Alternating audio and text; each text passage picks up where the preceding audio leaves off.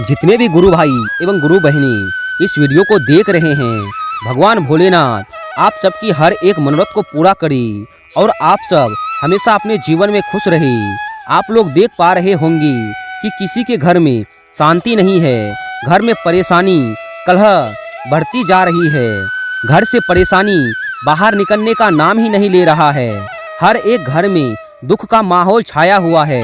हर एक व्यक्ति परेशान है। क्या कारण है इन सभी चीज़ों का? इसके पीछे महिलाओं का हाथ होता है या पुरुष का? विस्तार से आज चर्चा करेंगे। घर में पैसा ठहरने का नाम नहीं लेता है। जीवन दुखों से डूबा जा रहा है। कोई भी कामना पूरा नहीं हो पा रहा है।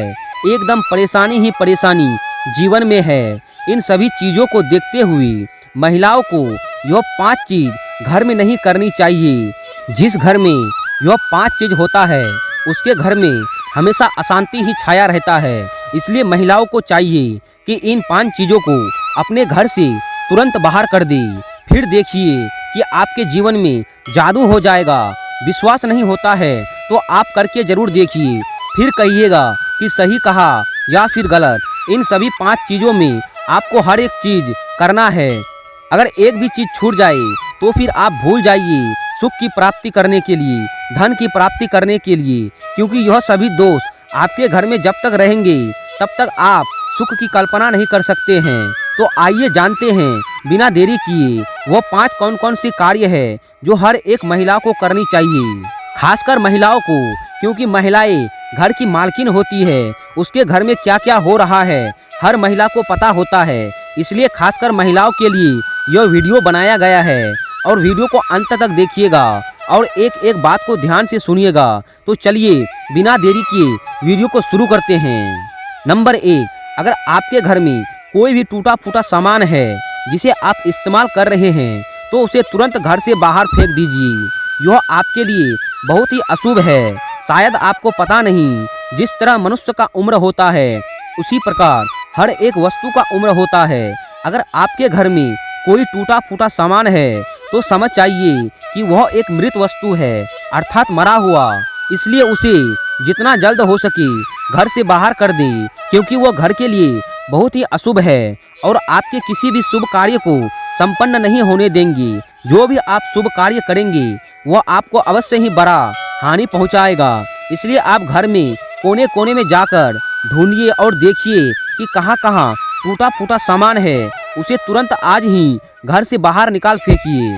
नंबर 2, आप लोगों ने अक्सर देखा होगा कि जब महिलाएं खाना बनाती है, जब महिलाएं भोजन करती है तो कुछ पुरुष या स्त्री रसोई घर में जूता चप्पल पहनकर अंदर चले जाते हैं और कुछ तो जूता पहनकर ही खाना खा लेते हैं। अगर किसी के घर में ऐसा कार्य हो रहा है तो आप निश्चय ही इस संसार में हमेशा दुख पाएंगे। अगर आप अपने घर में सुख ही देखना चाहते हैं तो यह कार्य करना अभी से बंद कर दे। कोई भी स्त्री हो या पुरुष, बच्चा हो या बुजुर्ग, कोई भी रसोई घर में चप्पल या जूता पहनकर अंदर प्रवेश ना करे। रसोई घर में माँ अन्नपूर्णा का वास होता है। जब हम लोग चप्पल या जूता पहनकर अंदर प्रवेश करते हैं तो उससे माँ काफ़ी क्रोधित होता है, जिससे वह हमारे रसोई घर को छोड़कर चली जाती है और हमारे घर में दुख, चिंता, परेशानी आदि चली आती है। इसलिए आज से ही सावधान हो जाए और आज से अपने परिवार में जितने भी व्यक्ति हैं उन सबको यह बात अवश्य बता दे। नंबर 3, महिलाएं जब खाना बनाती है तो आप गौर करेंगी कि अगर सास और बहू हो तो वह खाना बनाते समय काफ़ी नाराज दिखाई देते हैं, या यूँ कहे कि बहुत ही गुस्से में दिखाई देते हैं, क्योंकि अक्सर घर में देखा जाता है खाना बनाने के लिए लड़ाई होते रहता है। सास बहू हो या देवरानी जेठानी हो, ऐसा कोई घर नहीं जहाँ झगड़ा ना होता हो।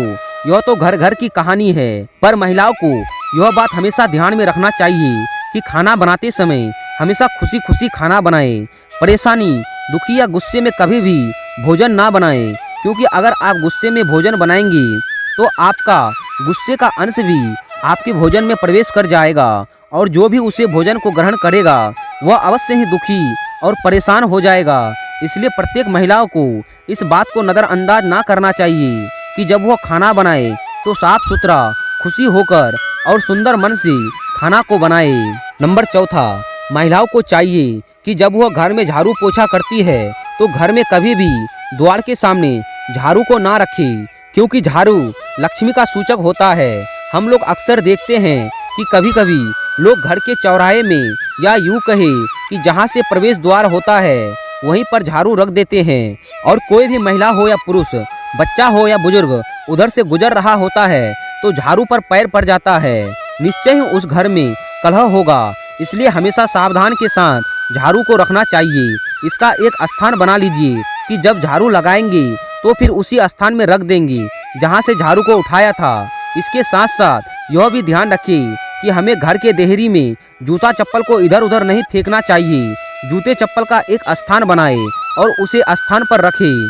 आप लोगों ने अक्सर देखा होगा कि जब कोई व्यक्ति घर का आता है तो चप्पल कहीं और जूता कहीं फेंक देता है, वह इधर उधर बिखरी पड़ी रहती है।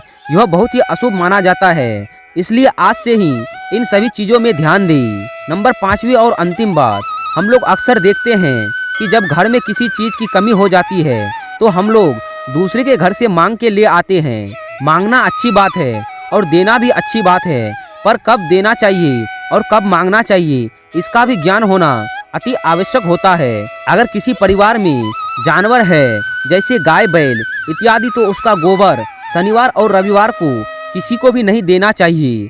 इससे आपके घर में लक्ष्मी बाहर निकल जाती है।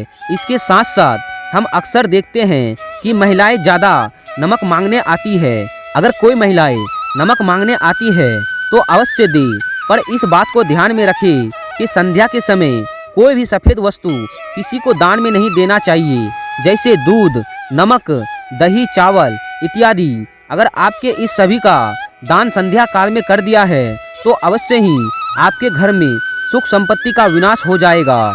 इन सभी को ध्यान में रखते हुए कार्य करें और अपने जीवन को सुखमय बनाएं। इन 5 बातों को अगर कोई भी परिवार में अच्छे से पालन करता है तो उस घर में लक्ष्मी का वास होता है। घर में सुख संपत्ति की कमी नहीं होती है। प्रत्येक व्यक्ति शांति एवं खुशी खुशी जीवन का आनंद लेते हुए जीवन को जीता है। इसके विपरीत अगर किसी घर में यह 5 कार्यों में एक भी कार्य हो रहा है तो उस घर में कभी भी सुख शांति नहीं होगा। वह घर अवश्य ही दुखी में डूबा रहेगा। इसलिए सावधान रहिए, सतर्क रहिए। अगर आप किसी को अपना मानते हैं तो इस वीडियो को शेयर कर दें, क्योंकि जानकारी देने से जानकारी बढ़ती है। उस घर में भी शांति और सुख का माहौल बना रहेगा।